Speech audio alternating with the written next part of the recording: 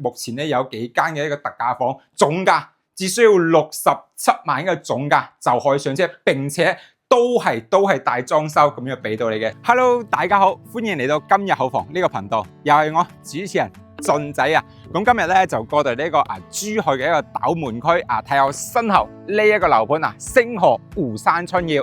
嗱，同大家講下，星河湖山春耀係位於呢個珠海嘅斗門區，亦位於呢個珠海嘅一個西部片區。呢個樓盤係西部片區最好賣嘅樓盤之一。咁其實佢點解咁鬼死好賣呢？最主要嘅原因，因為佢首期只需要2萬蚊就可以上車，咁佢單價只需要7000蚊就搞得掂喎，仲係精裝修咁樣嘅交付先，即係圍起身89方嘅3房，大概都係60萬、70萬到一間，供都係供2700蚊一個月嘅啫。咁你租樓都要租2000蚊啦，係咪先？所以好多港人都會選擇佢嘅原因之一就係咁樣，帶大家睇下。仲可以望翻咁靚嘅一個湖景啦，跟住後邊嗰度咧就望翻呢個山景嘅，所以呢啲退休度假養老住咪舒服咯。咁我哋廢話就唔多講啦，一齊入去睇下先。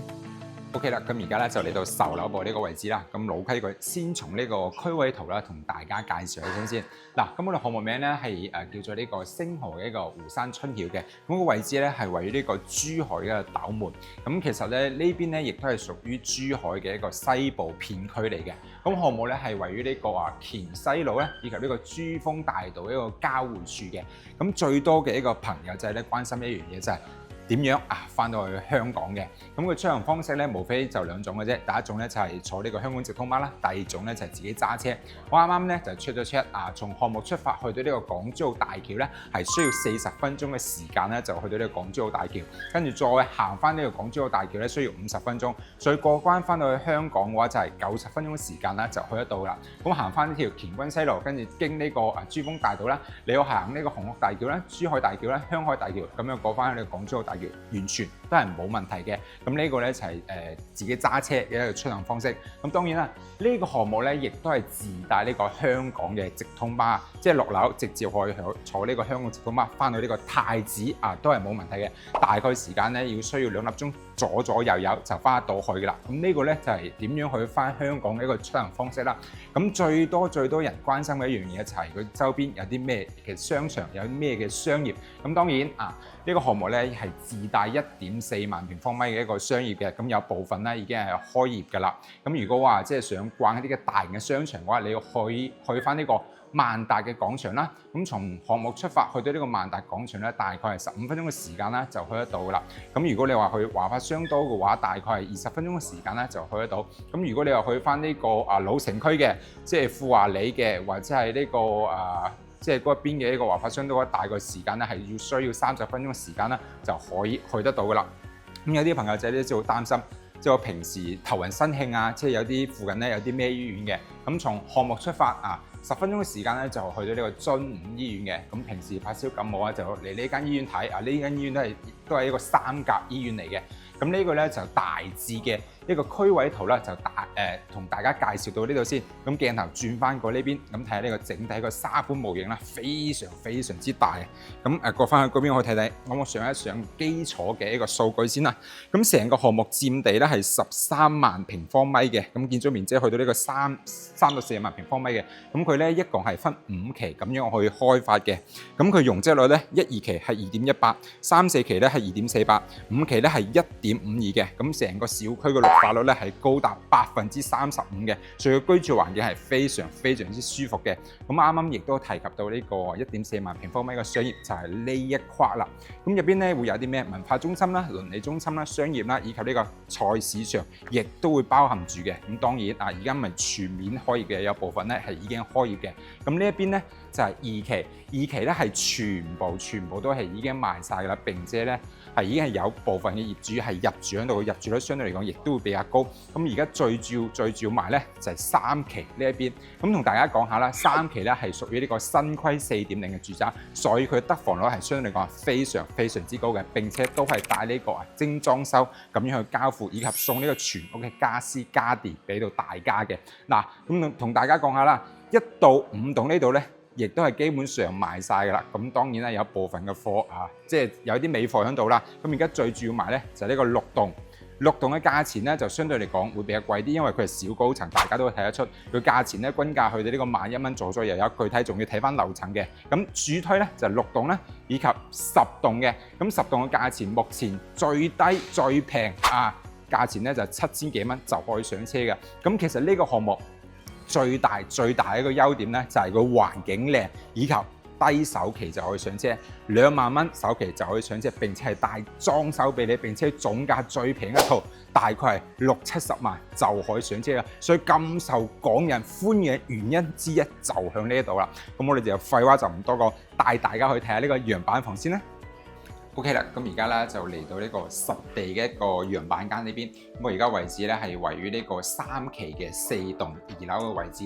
咁佢呢度咧一共係2梯5伙嘅，咁分別為呢個89方啦、116方啦，以及我身後嘅呢個126方嘅。咁呢個咧就89方。咁我哋而家就先睇一個大戶先，就係呢個126方嘅4房2廳2個衛生間嘅。OK， 咁呢度單位咧同大家講下都係精裝修咁樣去交付嘅。當然啦，呢個係創意嘅樣板間，好似呢啲呢啲櫃位全部到時候係冇㗎，各位朋友仔。但係呢啲實木門啊、4合一個密碼鎖啊，都係呢個交付嘅一個標準嚟嘅。咁一入門口呢一框呢個位置咧，就做第一間房啦。當然呢間房肯定係相對嚟講會比較細啲嘅，因為佢仲利用埋呢個飄窗台先。如果唔利用埋飄窗台嘅話，咁呢度咧就只可以做翻間雜物房啦，或者係做一間麻雀房啦，亦或者係做一間電競房，都係完全冇問題嘅，比較方正啦，以及佢採光就相對嚟講係 OK 嘅，但係咧唔會話十分之光猛。點解？因為對面咧會有少少樓遮擋咗呢個採光，所以個採光相對嚟講但係會弱翻啲，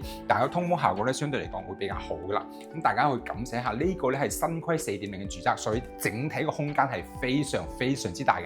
咁佢呢度咧做咗呢個 LDKG 一個動線嘅，所以顯得成個空間咧特別大。但係大家拉一個對角線啦，咁顯得喂入咗嚟。係咪有一種成200平方個大平層嗰啲感覺？講緊係咪先？咁嗱呢邊咧就做翻一個食飯嘅地方啦。食飯嘅地方咧當然放張圓台或者係放張長台，完全都冇問題嘅，可以容納6到8個人都係 OK 嘅。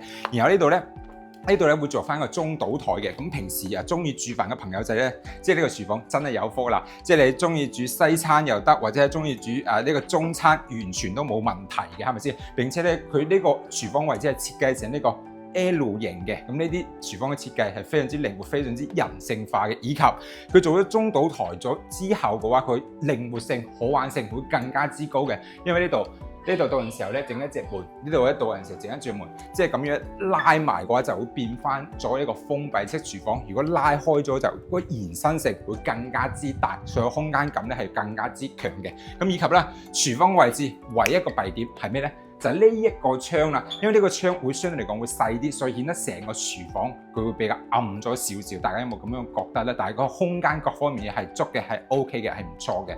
咁以及廚房嘅3件套係有嘅，咁係呢個方太個大品牌嚟㗎啦。咁再睇翻客廳啦，咁客廳個開間係夠晒嘅，放部65寸嘅電視都係 OK 嘅。咁我而家身處呢一個位置咧，其實係一間房嚟嘅，咁佢為咗更好嘅一個延伸性啦，就將呢一埲牆剝咗佢，咁顯得成個客廳係非常之大嘅。如果將呢一個露台再封埋佢，呢個客廳真係誇張，放2-3部貨佢出，完全都冇問題。嚟帶大家去睇下呢邊嘅露台先。咁嗱，呢邊嘅露台同大家講下，呢邊露台會朝南向嘅，咁會望翻少少嘅一個湖景。喂，我而家響2樓啫喎，2樓個位置都冇任何嘅一個遮擋，都可以望翻呢個湖景。咁如果我揀翻高少少嘅樓層咧，係咪先？揀翻高少少樓層個景觀視野會更加之靚，咁仲可以望翻少少嘅山景啦。咁呢啲景觀唔知大家又中唔中意咧？嚟感受下呢個露台真係好鬼死長啊，好鬼死大。封咗佢之後，顯得成個客廳嗰啲空間真係大到不得了。即係平時咧就中意招呼下朋友嘅，咁我就建議將呢個露台封埋佢，要用納20個人、30個人喺度唱 K 都完全冇問題，各位朋友仔。咁呢度咧就係呢個活動嘅一個區域啦。咁再帶大家入去呢個即係平時瞓覺嘅地方。其實呢度咧係第二間房，跟住門口仲有一間房，即係帶大家睇第3間房先。睇第3間房之前，先帶大家睇呢個工位嗱。新區4.0嘅住宅，你就唔需要擔心佢嗰啲空間，全部嘅空間都係非常之大嘅，包括呢個洗手盤啦，亦都係非常之闊落啦。你平時方便嘅地方啦，以及呢個沖涼嘅地方，哎呀，喺度跳芭蕾舞都完全冇問題啦。嗱，重點一樣嘢要提一提。其實我更加中意工位係大飄窗嘅，即係如果你係有老人家居住嘅話，沖涼就唔需要擔凳仔，係咪先？直接坐喺度沖就 OK 啦，坐喺度沖又得，或者係放一啲好似呢啲細路水啊、沐浴露啊，都完全冇問題嘅。咁呢度咧。同大家講下呢度咧就相對嚟講會暗啲，因為對面咧會有少少嘅遮擋，但係當然啦，佢有一整面嘅落地玻璃窗啦，所以佢通風方面咧係 OK 嘅。咁呢個咧就係呢個工位一個位置啦。咁再帶大家睇第三間房。咁第三間房咧就做翻俾細蚊仔住啦，完全冇問題嘅。你冇覺得係咪呢間房最細嘅一間房？佢個空間感咧都係非常之足嘅，因為佢利用埋呢個飄窗位，所以顯得成間房嘅空間係非常之夠嘅，以及佢採光方面咧亦都係唔錯。你試諗下，我而家係響2樓個位置，並且今日係陰天先，仲有咁正嘅採光，通風嗰啲效果就唔需要擔心，係絕對係夠嘅。咁呢度咧就係第三間房嘅。咁你後期咧中意咁樣去設計嘅話，我根據翻咁樣嘅佈局，咁樣去設計咧完全冇問題嘅。咁最後啦，就嚟到呢個主人套房嘅位置。嗱，主人套房呢個位置咧，先帶大家睇呢個乾濕分離洗手間以及衣帽間先，因為嗰一個係最靚就肯定留喺最後再睇啦。咁呢邊咧就平時做翻個衣帽間啦，以及呢邊咧就做梳妝台嘅。咁啱先咧，佢呢邊咧有一整面嘅一個落地玻璃窗，所以你化妝嗰陣時候咧會特別化得好啲嘅。所以呢度做翻個呢個梳妝台就啱好噶啦。咁轉翻過嚟啦，就係主人套廁嘅位置啦。咁呢個洗手盆啦，方便嘅地方啦，以及呢個淋浴間嘅位置。呢個淋浴間咧，仲比啱啱嗰個工位咧就更加之大嘅，所以兩公婆喺呢度沖涼、刷牙、洗面，仲會更加之舒服先。咁呢邊咧就係工位啦，呢邊咧就係呢個衣帽間嘅位置。嗱，值得一讚嘅就係呢個270度一個轉角飄窗位，喂！呢啲望出去，我望呢邊嘅景觀就望翻你後邊嘅山景啊！呢個就北向就望翻呢個山景，我正對面望翻呢邊咧就會望翻呢個湖景嘅。你中意望湖景又得，望山景又得，反正我瞓醒覺望一眼望出去都係咁正嘅景觀。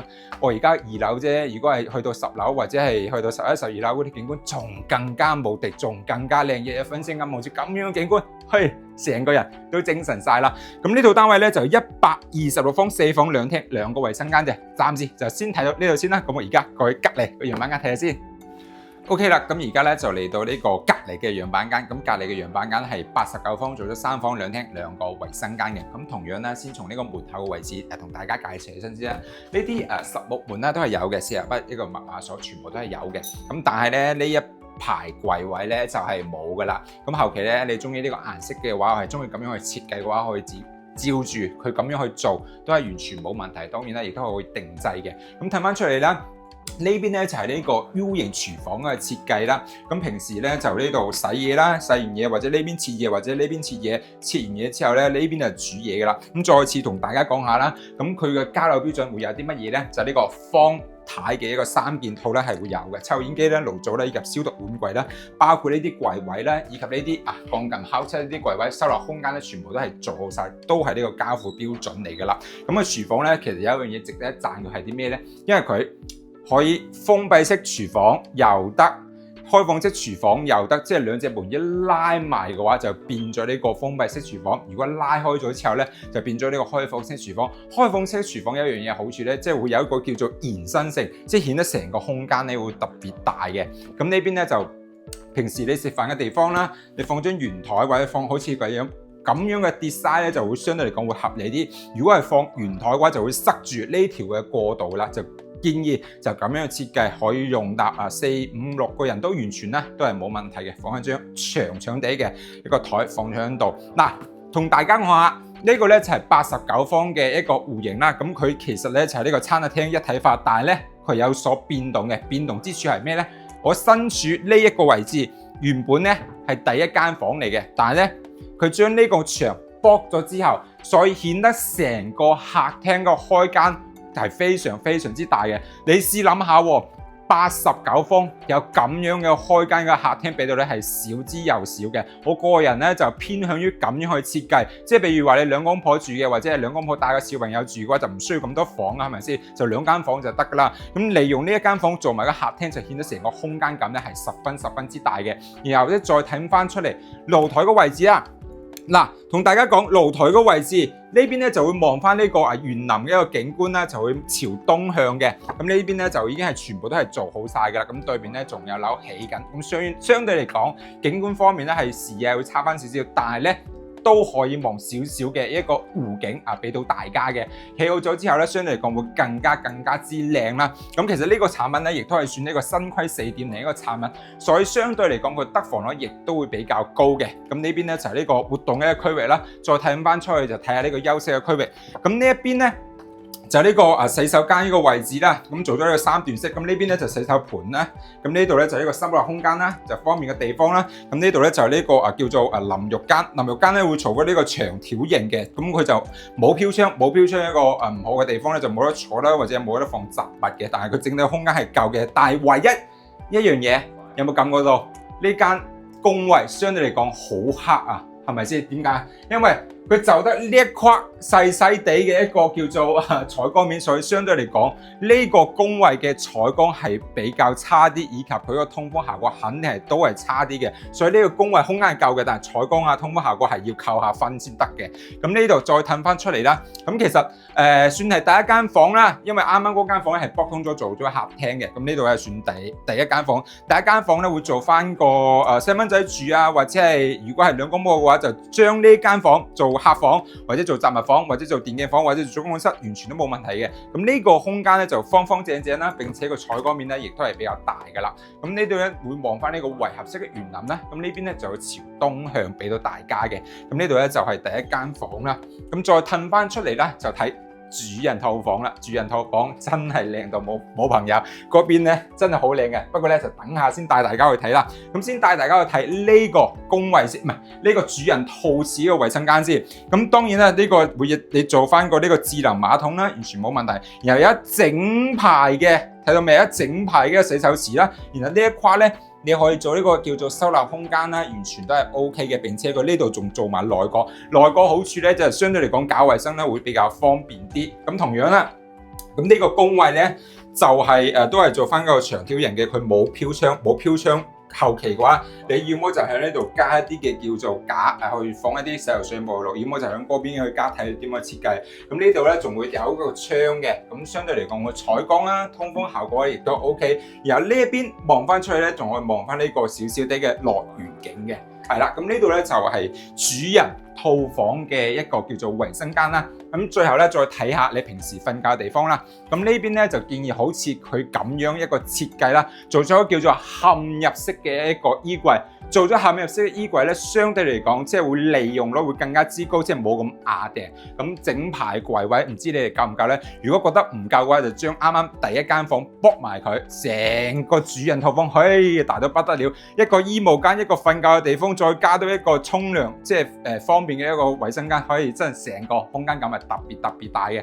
咁再睇翻呢邊啦，咁主人套房肯定係3邊落床係完全冇問題嘅啦。咁呢邊咧都係放咗一個2米大床啦，仲可以塞得2個床頭櫃。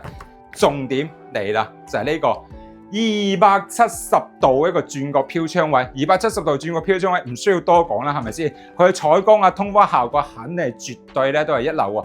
你諗諗，89方都可以有咁樣嘅轉角飄窗位，如果唔係新規4.0嘅話，係基本上係做唔到嘅。嗱，你睇下呢邊仲可以望翻呢個啱啱嗰個湖景先，係咪先？佢景觀方面咧，相對嚟講係 OK 比較靚嘅。咁呢個咧當然都係叫做東南一個朝向嘅，然後呢邊咧就會望翻呢個內園景嘅。咁再同大家講下啦，嗱，好似呢一套單位咁樣，佢一個價錢咧大概就最平嘅單價咧就7000零蚊到。咁圍起身目前咧有幾間嘅一個特價房，總價只需要67萬嘅總價就可以上車，並且都係大裝修咁樣俾到你嘅，首期只需要2萬蚊嘅啫。咁月供咧都係2700蚊一個月就搞得掂㗎，平過你租樓啦，係咪先？所以咁多港人選擇佢嘅原因之一就喺度啦。咁呢套單位咧就係89方嘅一個3房2廳2衛啦。咁大致就睇到呢度先啦。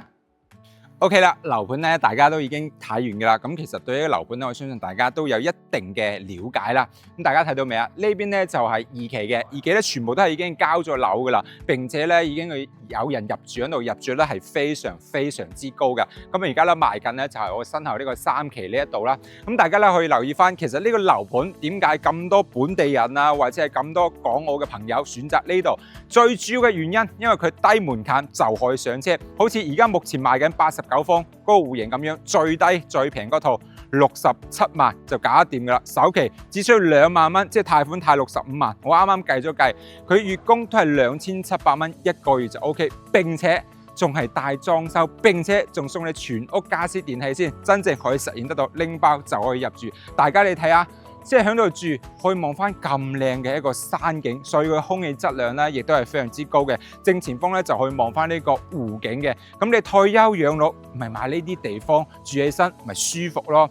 不過咧，佢有一樣嘢唔好，就係佢交樓時間相對嚟講會長翻少少，要去到呢個27年先可以交到樓。即係各位朋友，如果係介意呢樣嘢嘅話，呢個樓盤可能就唔適合你。如果唔介意呢樣嘢嘅話，我極力推介呢個樓盤，因為呢個樓盤性價比真係好高，單價7000蚊買珠海喎，樓下仲有香港直通巴，有埋呢個商業先，再落樓咩都搞掂晒㗎啦。所以咁推介呢個樓盤嘅原因之一就係呢一度咯。